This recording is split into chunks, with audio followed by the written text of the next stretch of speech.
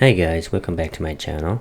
Luke is here. Today I'm going to show you how to remove and replace the rear rotor brake pads for 2017 Camry.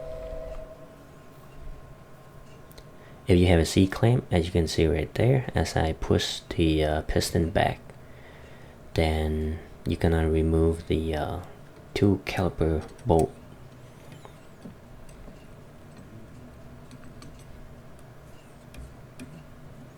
And at the same time, I also check that slider pin.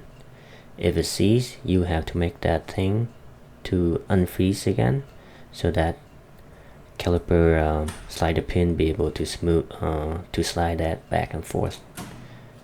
If not, you have to heat it up, or you have to replace the caliper. But I do not recommend heat it up because sometimes that thing shoots out like a bullet. So I do not recommend you heating that thing up.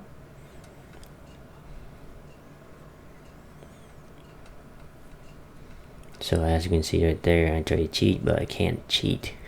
So I have to remove both caliper slider pin. As you can see right there, left side brake pad is like almost to a 0% left, and the right is about approximately 70% left.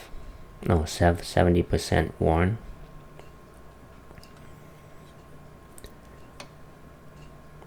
If you find this video useful, please hit the like button for me and subscribe to my channel.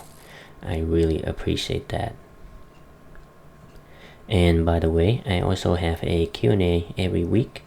The link is down in the description. The Q&A is free. So I host this Q&A for 30 minutes to 40 minutes.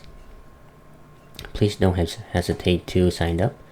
If you have any questions regarding your car repair or your car problem, I am willing to help you guys out and pointing you to the right direction. So don't hesitate to sign up, and I will see you in the Q&A. And by the way, the link is down in the description. Please hit the link and it will show you how to sign up the Q&A.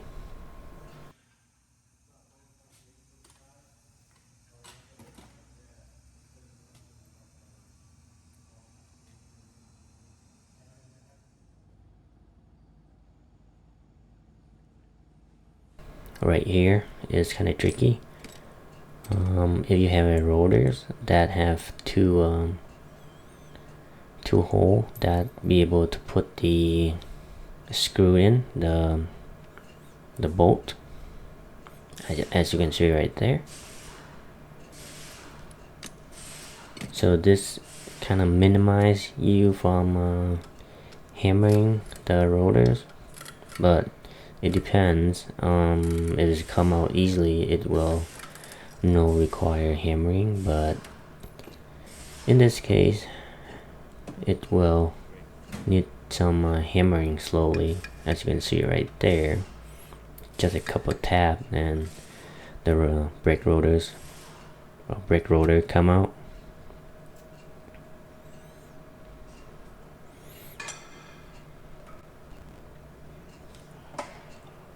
So there's new brake rotors.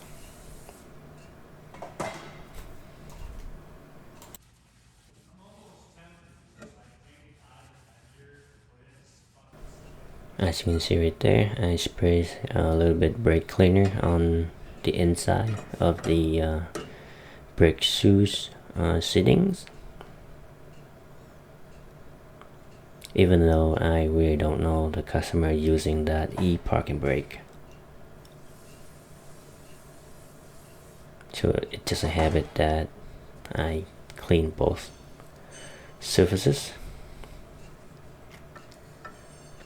And make sure you spin that thing so that it's easily to spin, so it doesn't lock the brake rotors from spinning, especially that brake shoes inside.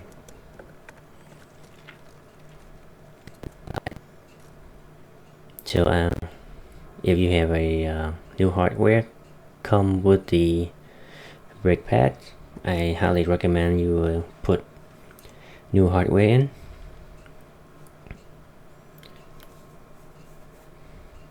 And to make sure you put the brake loop on the brake caliper, then you're gonna put the brake hardware on. So the way I do that, because I just try and be a nice guy for the next nice guy who working on it, and it's easily to remove so it doesn't rust in there. Prevent rust. Also prevent the rust build up.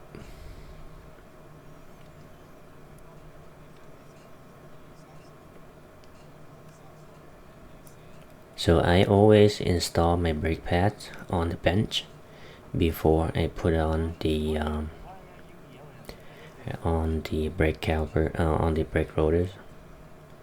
As you can see right there, it is easy to work this way, rather than you put your bracket on, the caliper bracket, then you're gonna put the brake pads on because you have no room to work with. Some of the brake pads is really easy to put it on, and some you just have to fight for it. But I recommend you do that on the bench before you put it on the brake rotors.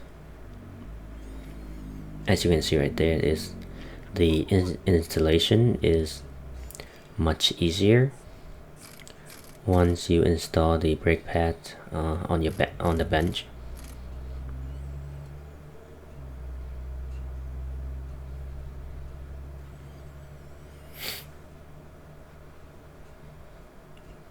So right there, I just want to make sure everything's like fit in the way it is supposed to be. And next, you put your brake loop, brake silicone loop on the outside and the inside pads.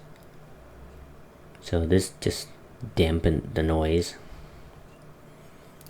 and also preventing the squealing noise when you step on the brakes. It works like close to 90%. I say like 99.9%,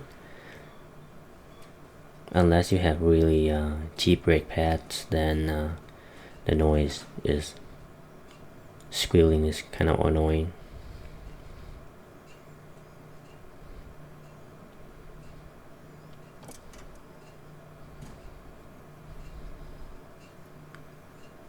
So that's it you guys. That's all I have for you guys today. And until then, you can watch this video next, and Luke is out.